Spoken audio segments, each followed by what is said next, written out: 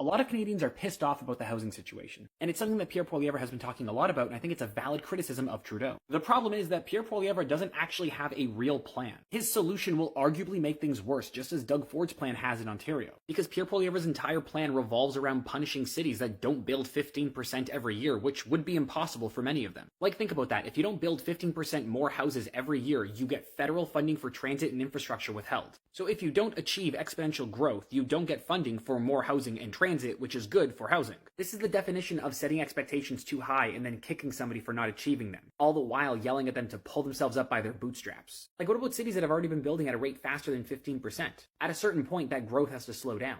They'll get punished for being successful in previous years and having one year at 12%.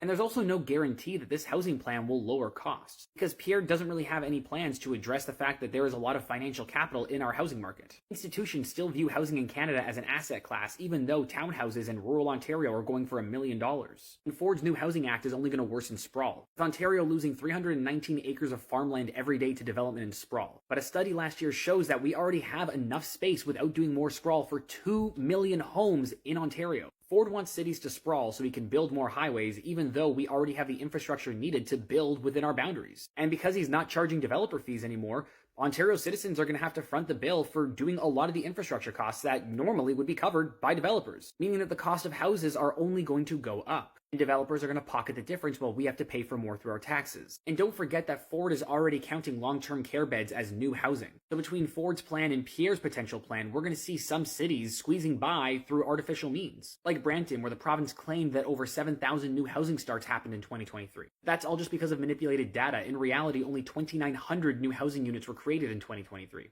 And that's the problem with these conservative funding models. These are very basic ideas created by people that don't have economic backgrounds and understanding of the housing market and pricing. Listen, I'm not an expert either, but considering the fact that Ontario licensed a blue ribbon panel to tell us how to solve the housing crisis, and then Ontario did none of the recommendations, but instead the NDP government in British Columbia followed all of the recommendations, and they have some of the most housing starts in Canada. They are by far exceeding targets beyond all of the other provinces. Maybe that says something about the misguided directions of conservative parties in Canada. They like the stick model. They like punishments. It makes them feel good and better than thou. But that's not an effective way to govern. That's not an effective way to build more houses. We can easily say that what Trudeau has done in the past has not been enough and is not good enough for the future. But to then hand the keys to the kingdom to somebody whose plan will arguably make things worse is not a solution. We need to push both the Liberals and the Conservatives to have better housing plans. And we need to hold our politicians to account, both the ones currently in office and the ones who are expected to be in office in the future.